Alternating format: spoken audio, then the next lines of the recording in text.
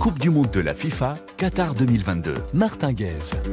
Mondial Sport, bonsoir. Comme on se retrouve, la 22e Coupe du Monde a bel et bien commencé. Vous l'avez suivi tout à l'heure.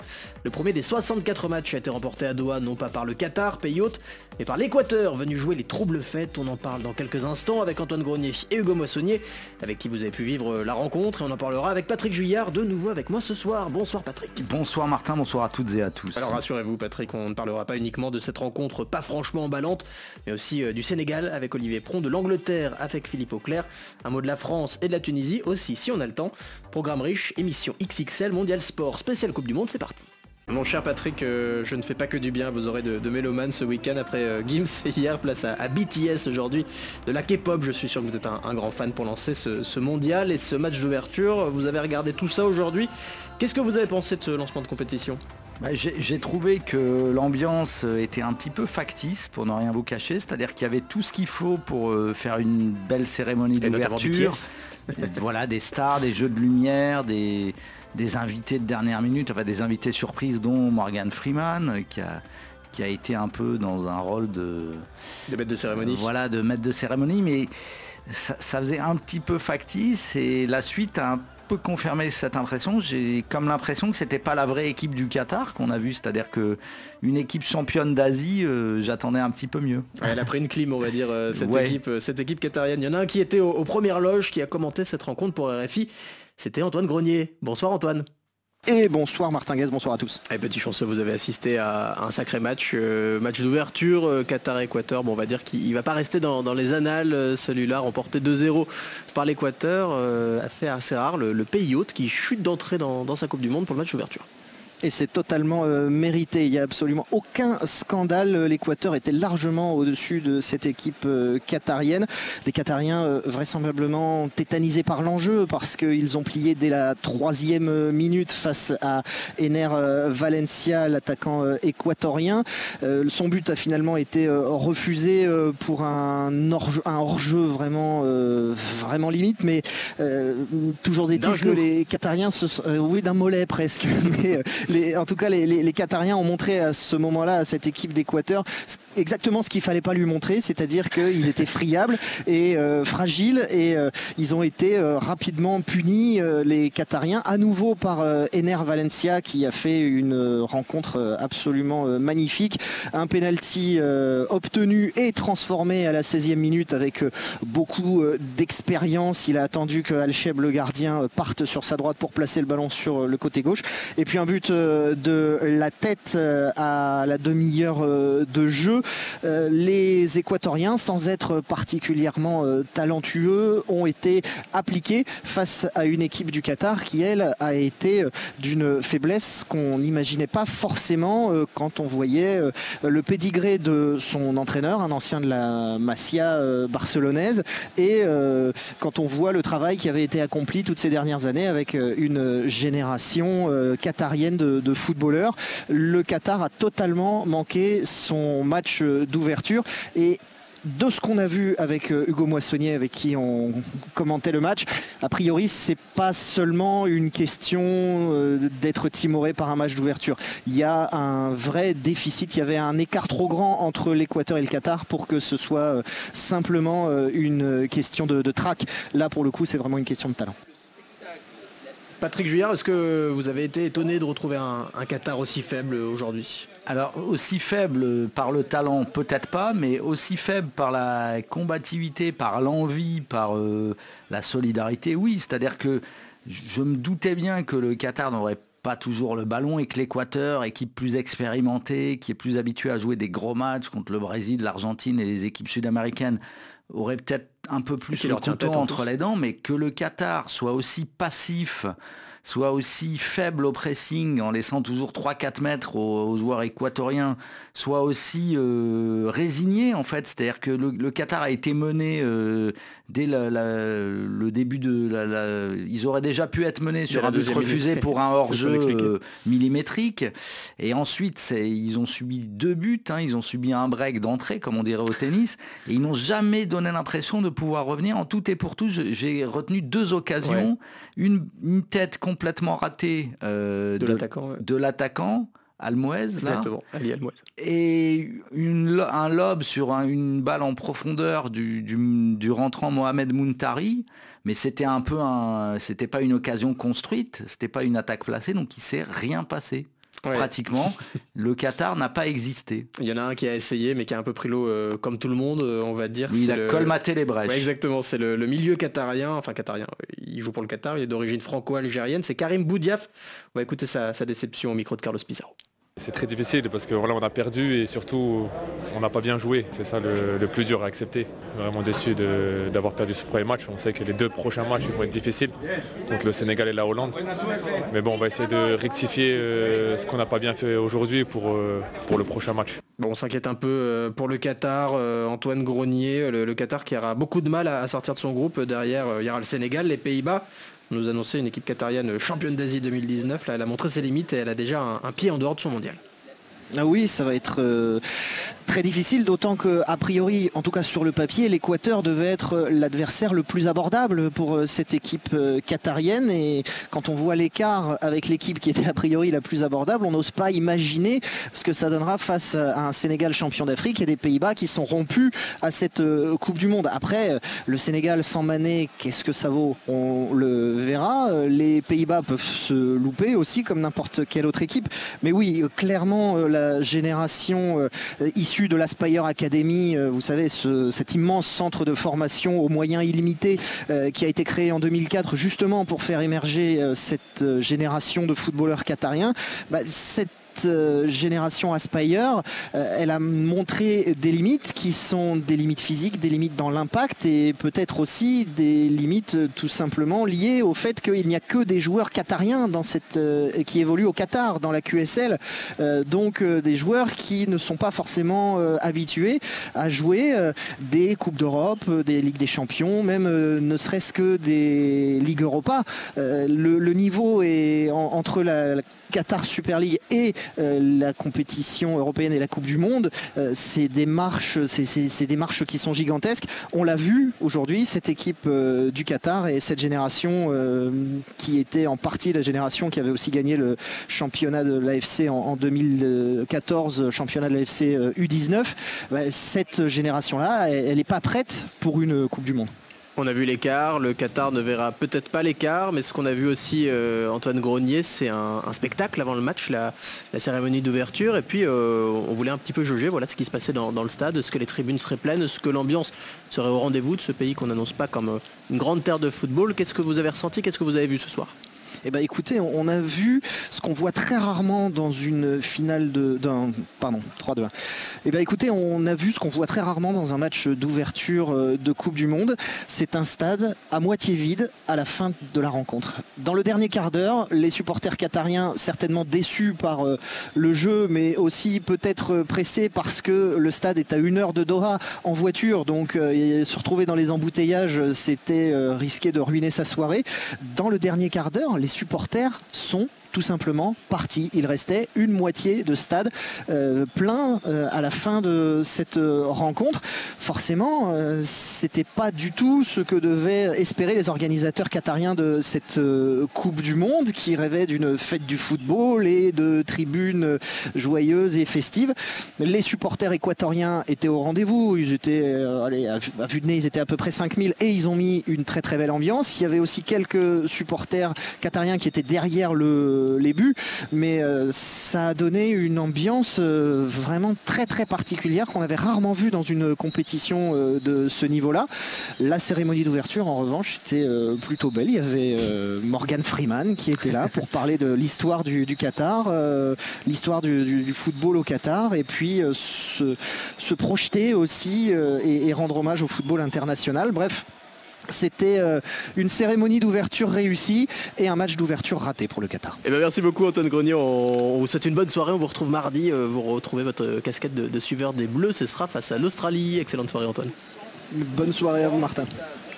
Et on le disait avec Antoine Grenier, voilà les supporters équatoriens, Patrick, qui ont mis un peu d'ambiance dans les tribunes. Ils n'étaient pas les seuls, il y avait aussi quand même de nombreux fans du Qatar qui étaient là. Hugo Moissonnier d'ailleurs, lui aussi qui commentait le match tout à l'heure, est allé à leur rencontre. Vous allez l'entendre, un public assez éclectique. Reportage. Bientôt le coup d'envoi, devant le stade, un supporter avance. Maillot, écharpe et même lunettes de soleil aux couleurs du Qatar. Pourtant, il est indien. C'est ma deuxième maison, j'en suis fier et je viens encourager ce pays que je considère comme mon pays. La plupart des gens ici sont des expatriés, ils ont joué un rôle dans la croissance du Qatar et le Qatar leur en est reconnaissant. Ils soutiennent vraiment le pays dans ce moment historique, c'est un moment de fierté pour tous ceux qui ont fait du Qatar ce qu'il est aujourd'hui.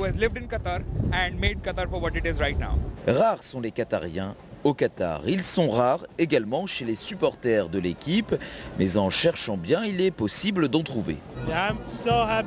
Je suis si heureux. Nous accueillons tout le monde dans notre pays. Je suis fier car ça montre à quel point nous accueillons et respectons les autres ici. Nous vivons tous ensemble dans notre pays.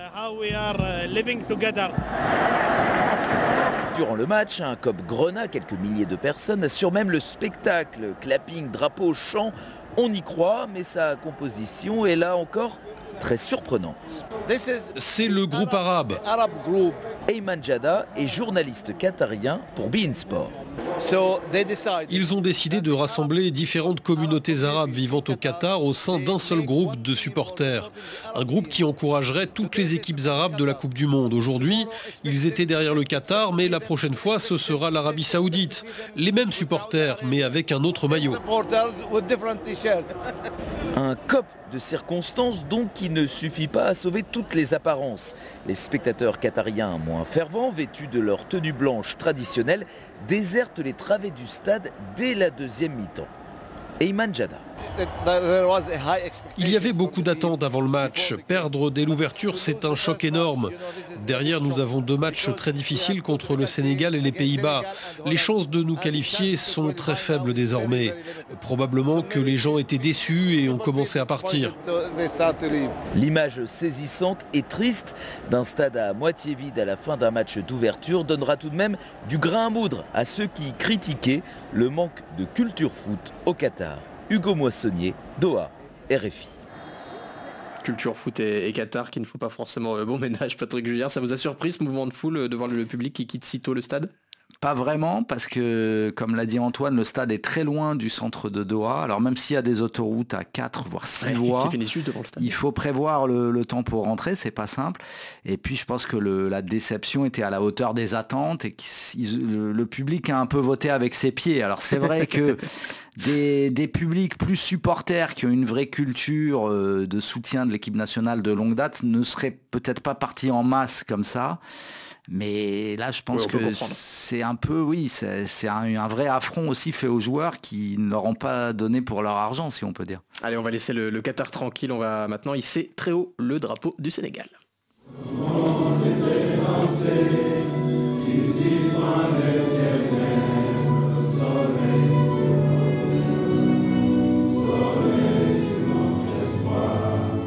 Et on va retrouver un homme qui a eu une grosse journée. Il était à midi 05 précise à la remise du drapeau sénégalais.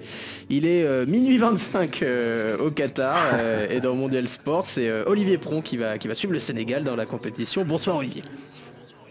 Bonsoir Martin, bonsoir Patrick et bonsoir à tous. Et vous êtes resté éveillé jusqu'à tard pour nous parler de cette grande tradition, la fameuse remise du drapeau des mains d'un certain président sénégalais, un certain Macky Sall. Oui, alors d'habitude ça se passe à Dakar, figurez-vous. Ça se passe à Dakar, on est bien d'accord. Tout à fait. Et là, cette fois, eh bien, c'est au Qatar que ça s'est passé parce que vous n'êtes pas sans savoir que les joueurs ont été libérés très très tard. Et il y a 8 jours seulement. Ils n'avaient donc pas le temps, les Sénégalais, de passer par le pays et par la présidence. Alors c'est la présidence qui s'est déplacée, effectivement. Macky Sall qui est venu et qui ne boude pas son plaisir d'être là. Il restera d'ailleurs jusqu'à au moins mardi. C'est-à-dire qu'il sera là pour le premier match des Lions demain, 16h temps universel face aux Pays-Bas. Et il y en a qui étaient pressés de l'écouter, c'est nos techniciens du soir, Claude Battista et Quentin Moulin. On va l'écouter justement à votre micro, Macky Sall. C'est très important, vous savez, c'est devenu un cérémonial obligatoire.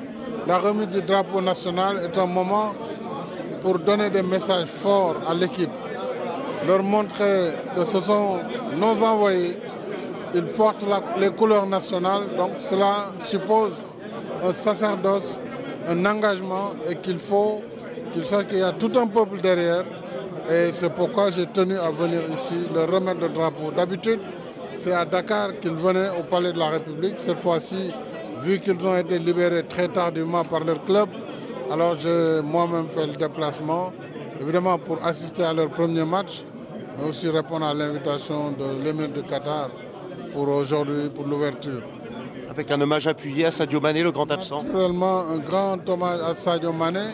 Nous connaissons son engagement, son courage en tant que lion. Et il a été blessé, mais ça fait partie du football. Nous lui avons souhaité prompt rétablissement en lui disant, en tant que lion, il doit rester fort, en sachant que tout le monde a la pensée vers lui et que les joueurs doivent jouer pour Sadio. Ils doivent aussi le suppléer. Son absence est forte, mais ça ne va pas entamer le moral de l'équipe. Voilà, Sadio Mané n'est pas là, Patrick Juillard, mais Macky Sall est venu un peu galvaniser ses troupes. C'est le genre de moment qui nous fait rentrer une équipe de plein pied dans sa compétition. Oui, qui lui montre que ça y est, le grand jour est tout près d'arriver. Ça met aussi de la pression, d'autant que ces cérémonies de remise du drapeau sont de plus en plus mises en scène.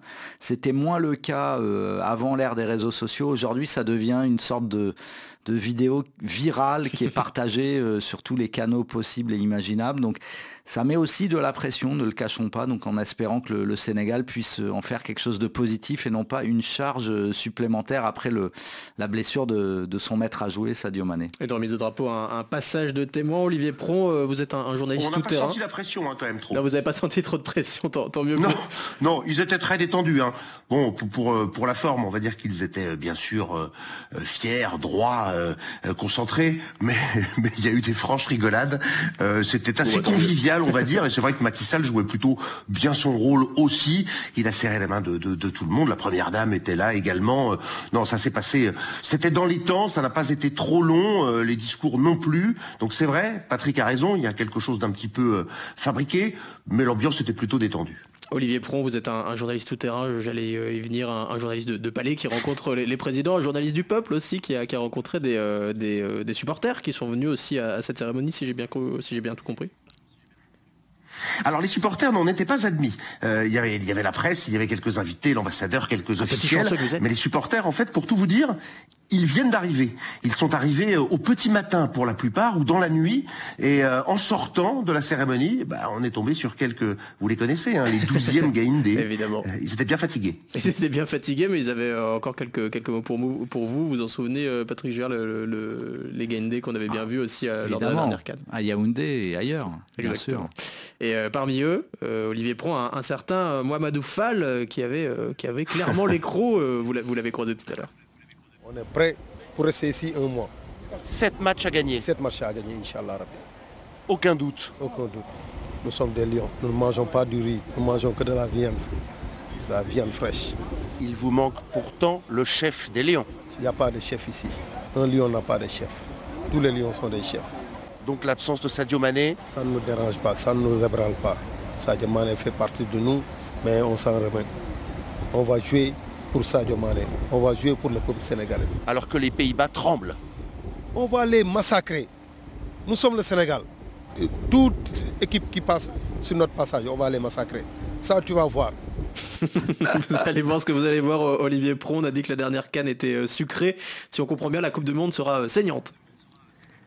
Ah ouais, on espère vraiment. Il avait beau être fatigué, il avait déjà la pêche, ça promet pour demain. Il y aura 3 groupes de supporters. On essaiera de vous faire découvrir dans la semaine le petit dernier, les Loubégui, ceux qui viennent de Rufisque, les pêcheurs. Encore une fois, ils sont là pour ça, et c'est bien qu'ils soient là. En tout, ils devraient être entre 100 et 150. Et puis il y aura sans doute une petite communauté sénégalaise qui vit ici du côté de Doha. Mais voilà, on espère que tout ça va galvaniser ces lions qui en ont bien besoin, mais qui sont somme toute plutôt confiants malgré l'absence de Sadio Mané. Vous avez rencontré donc quelques supporters un peu fatigués au Qatar, Olivier, mais déjà très en forme à votre micro. Il y en a aussi évidemment beaucoup à Dakar qui étaient déjà devant leur télé aujourd'hui, devant le match d'ouverture. En attendant Sénégal-Pays-Bas, évidemment, demain. Et un autre reporter tout-terrain, c'est Rolstef Domialeux, qui a troqué son habituel maillot centrafricain pour une tunique sénégalaise. Il a été à la rencontre des supporters sénégalais dans les rues de Dakar.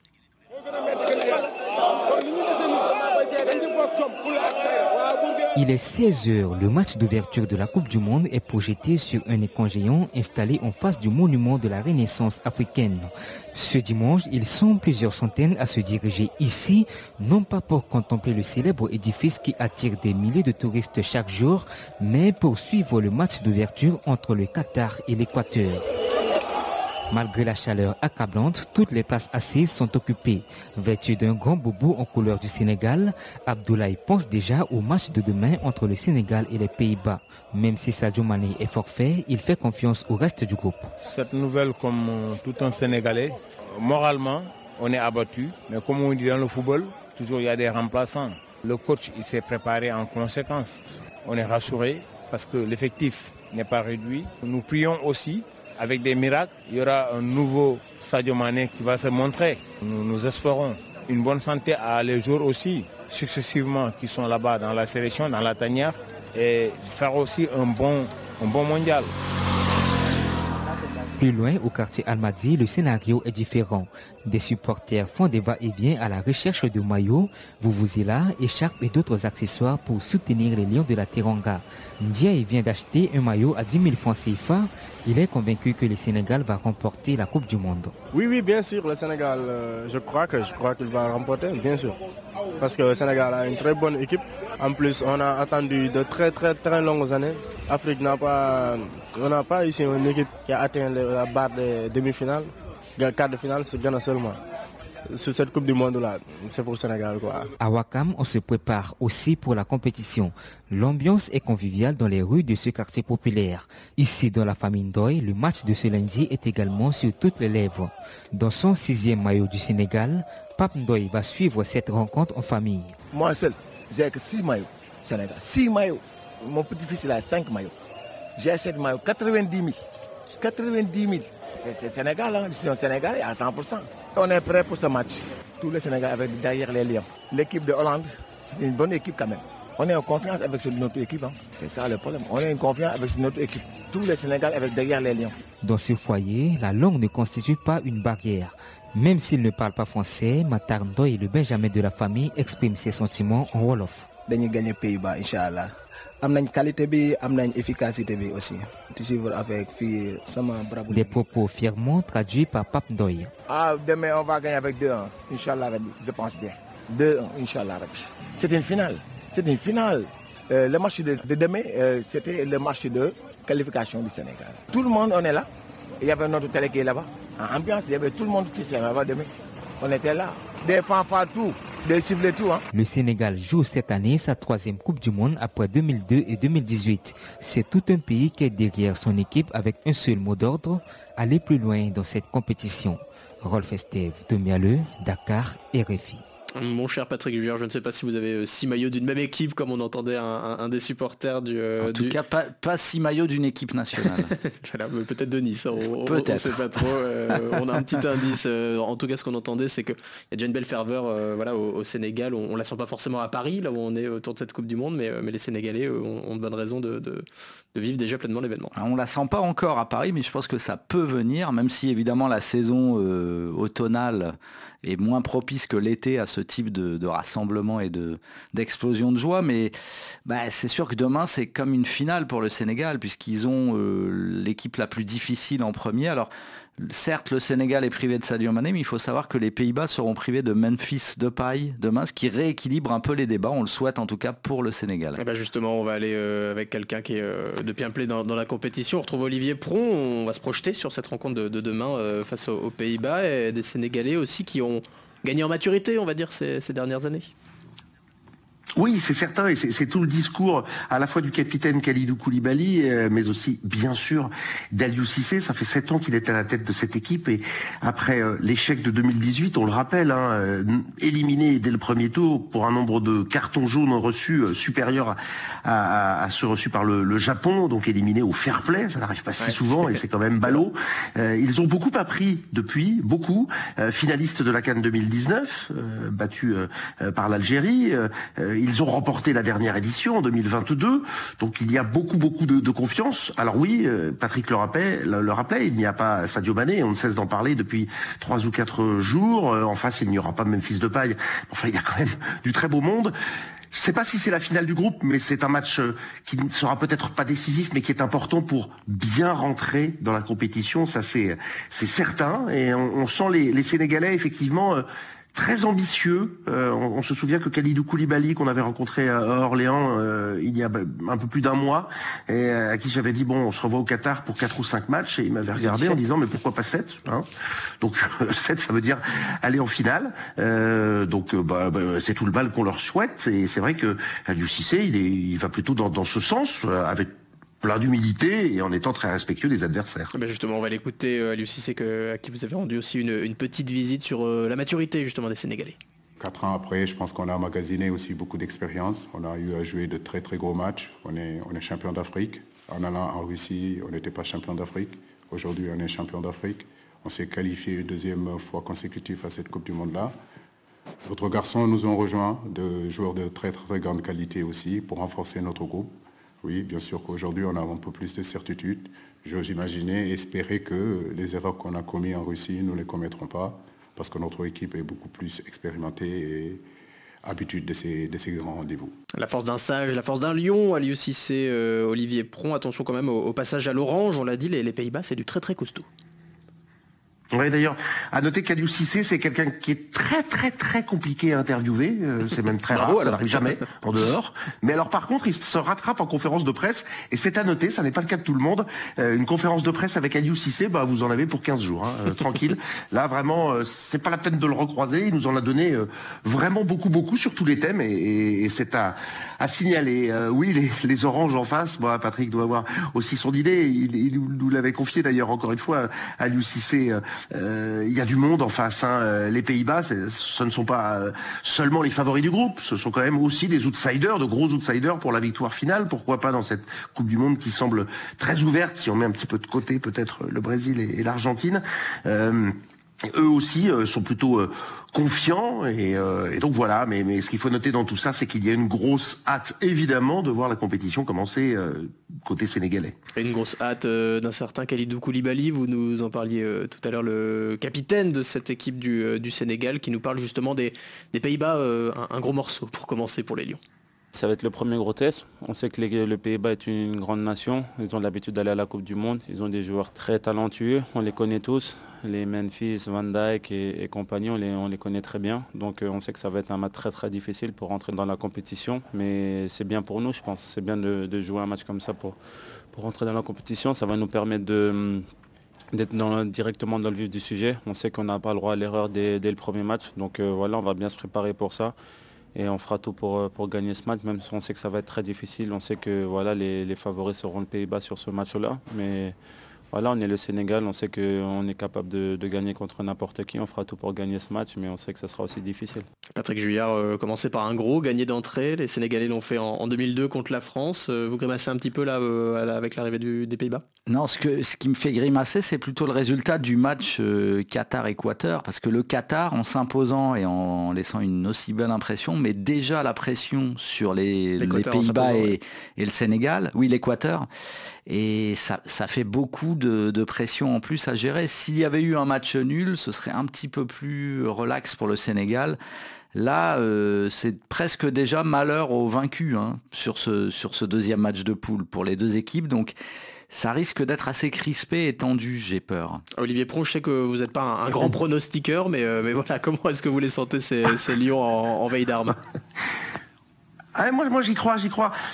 Oui, peut-être qu'un nul aurait été bien ce soir, mais on sait quasiment depuis le départ que vraisemblablement la deuxième place, peut-être la première pour les Sénégalais, s'ils battent les Pays-Bas, mais voilà, le match qui sera le troisième, celui de la dernière journée de cette poule entre l'Équateur et le Sénégal, risque de valoir très cher, et on va pas bouder notre plaisir d'avoir un match qui pourrait avoir de l'enjeu. On va pas se projeter trop loin, mais ça commence à y ressembler un peu quand on voit la faiblesse du Qatar. Alors voilà, peut-être qu'un match nul contre les Pays-Bas, ça serait mal. Ne rêvons pas d'une victoire pour nos Lions, on l'espère tous quand même à RFI. Mais voilà, je crois que ce groupe-là, il est lancé, il est a priori ouvert, et il y a quand même un très gros match à commenter, à voir et à jouer demain.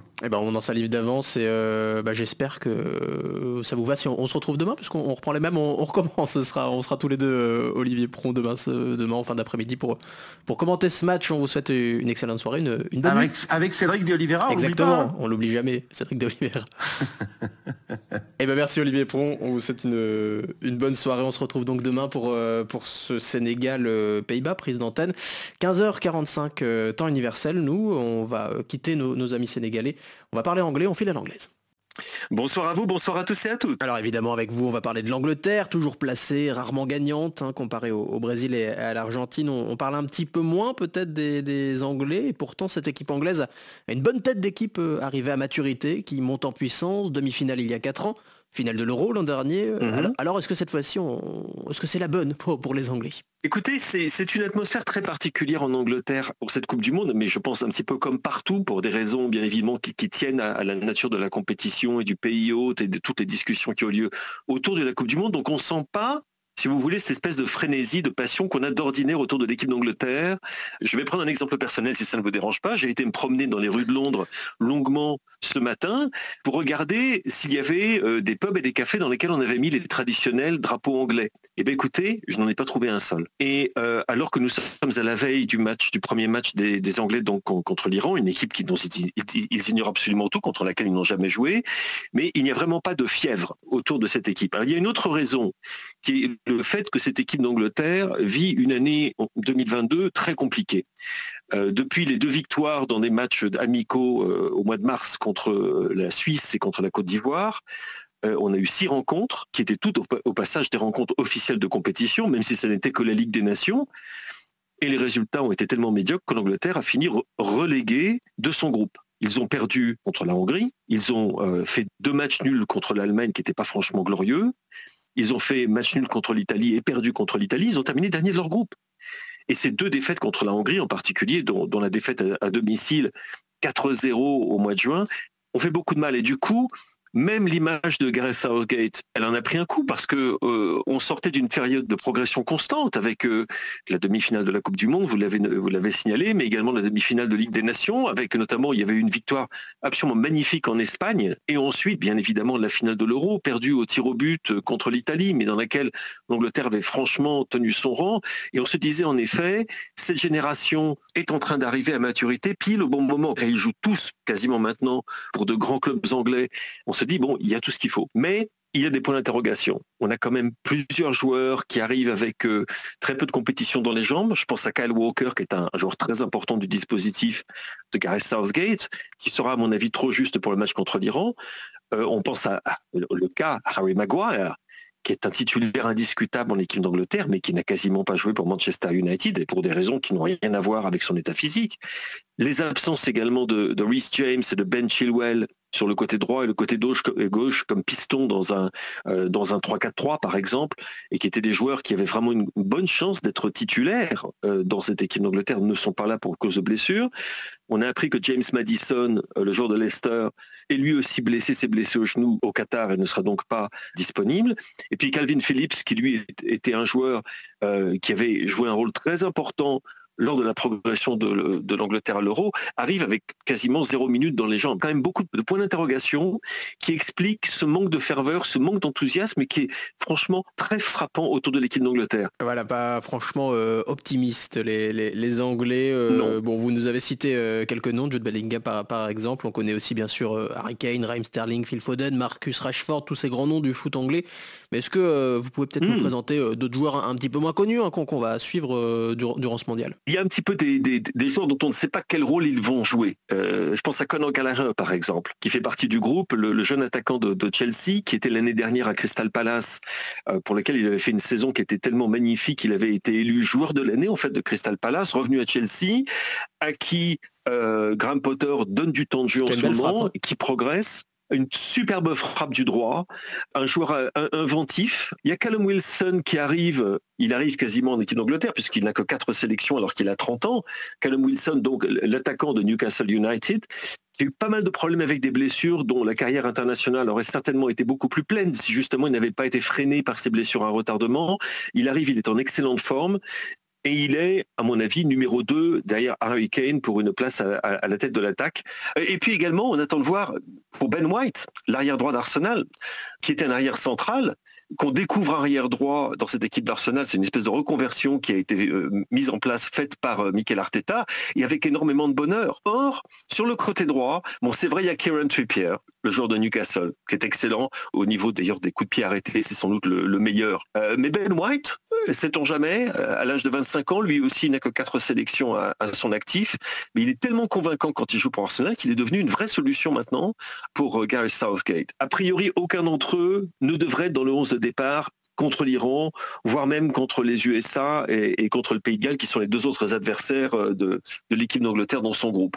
Mais on les verra sans doute remplaçants, et si les choses se passent un peu moins bien que ce que l'on espère du côté des Three Lions. Patrick, on écoute Philippe Auclair, c'est pas franchement le grand optimisme côté anglais. Vous les voyez comment ces Three Lions? Je pense que on parlait de manque d'expérience pour le Qatar tout à l'heure. Je pense au contraire que l'Angleterre va bénéficier de son expérience supérieure des grands rendez-vous. C'est la 3e compétition importante de rang avec Southgate. Il sait gérer ce groupe. Le jeu n'est pas toujours flamboyant, mais les résultats sont souvent là. Et je pense que l'équipe va monter en puissance comme elle sait le faire en phase finale.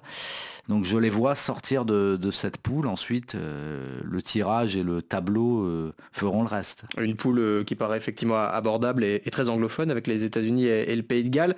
Mais tout commence, cher Philippe, demain face à l'Iran, a priori l'adversaire le plus faible du groupe. Une poule qui semble idéale pour les joueurs de Gareth Southgate pour se mettre en jambes, mais des Anglais qui avancent un petit peu à l'aveugle et qui se plongent dans l'inconnu. Oui, absolument. On a très peu d'indications, même des gens qui passent leur temps autour et je dirais presque infiltrés dans l'équipe d'Angleterre. Il n'y a rien qui est fuité. Il pourrait y avoir une défense à 3, il pourrait y avoir une défense à 4, il pourrait même y avoir une défense à 5, bon, qui serait plus étonnante vu la nature de l'adversaire.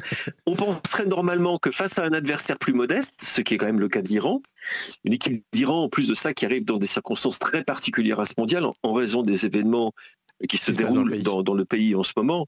Absolument.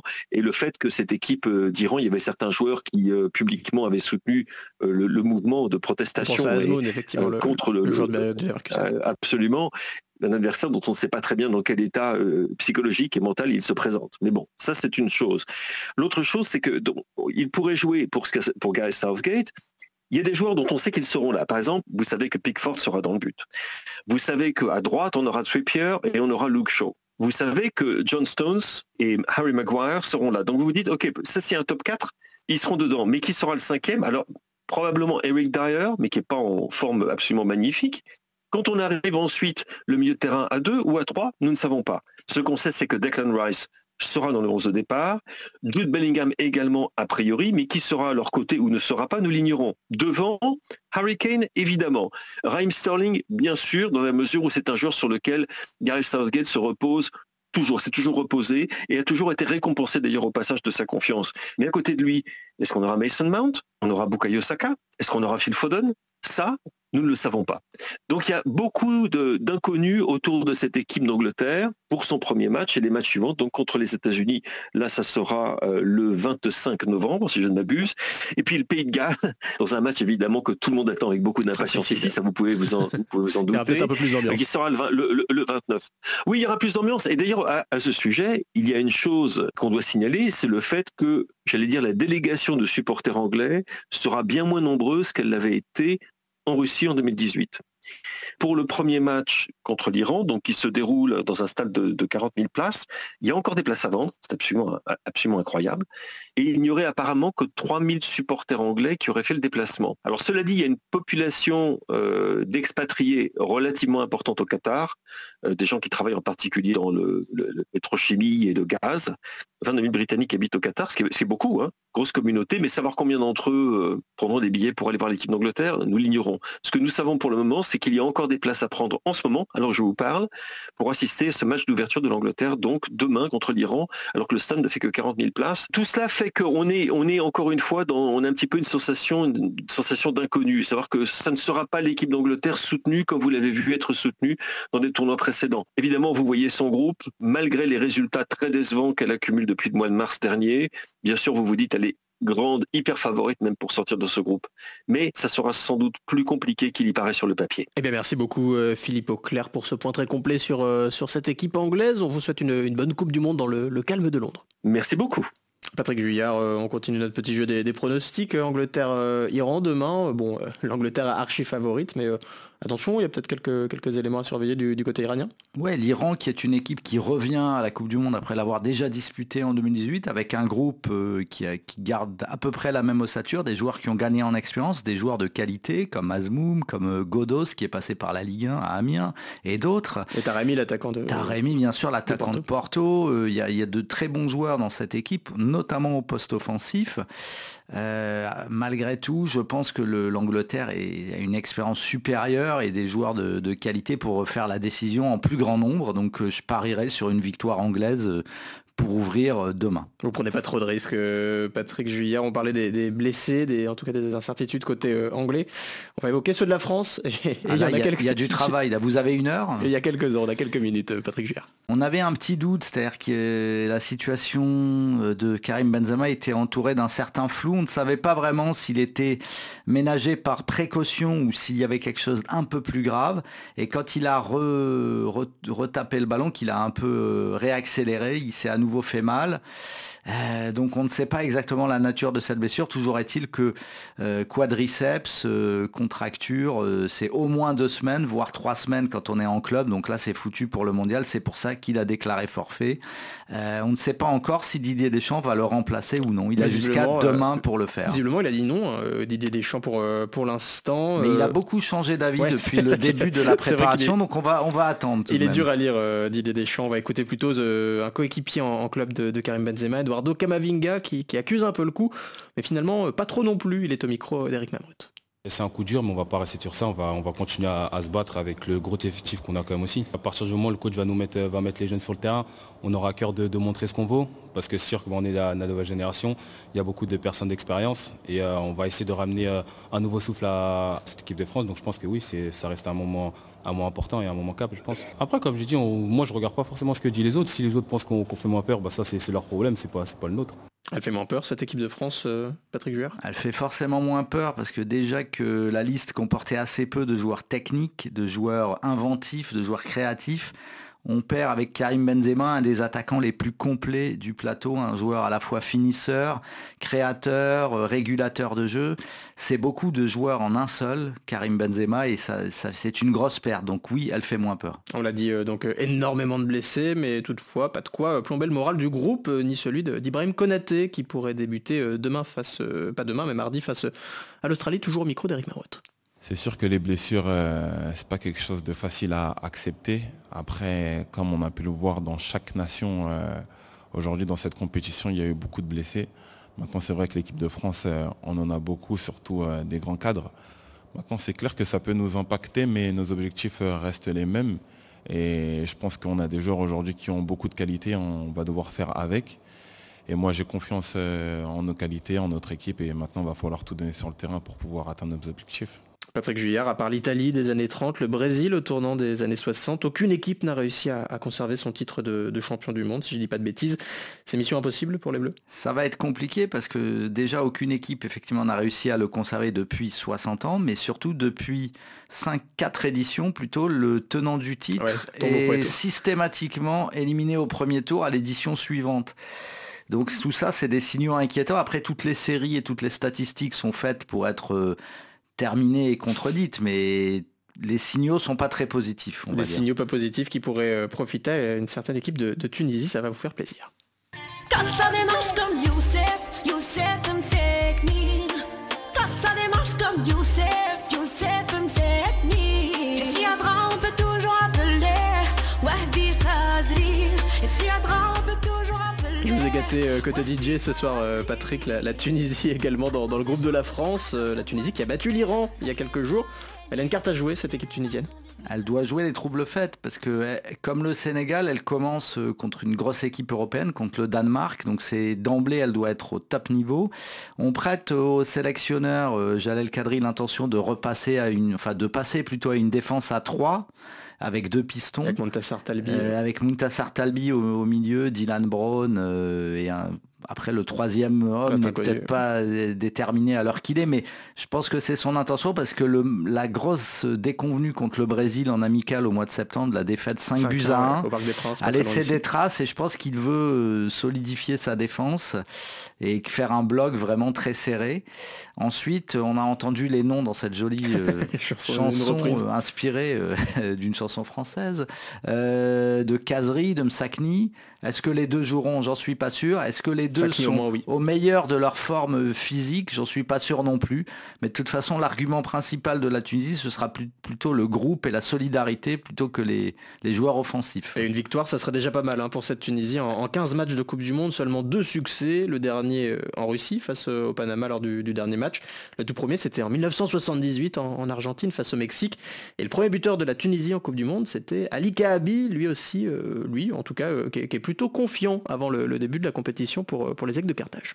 Motivé, super motivé. Nous avons un bon joueur, leader de l'équipe, Msakni, qui joue au Qatar. Nous avons un public très derrière nous. On va le trouver au Qatar. Beaucoup de Tunisiens qui travaillent au Qatar. Nous avons une bonne équipe, bien disciplinée, avec un entraîneur tunisien très organisé, méthodique. On va faire une belle surprise pour cette Coupe du Monde. Ouverture contre le Danemark, on fait un bon match nul. Contre l'Australie, on peut pencher une victoire. Contre la France, même si on perd, on peut, avec 4 points gagnés, on peut être la France, la Tunisie pour le deuxième tour. Parce qu'après 6 participations, je crois qu'il est temps de passer pour le deuxième tour.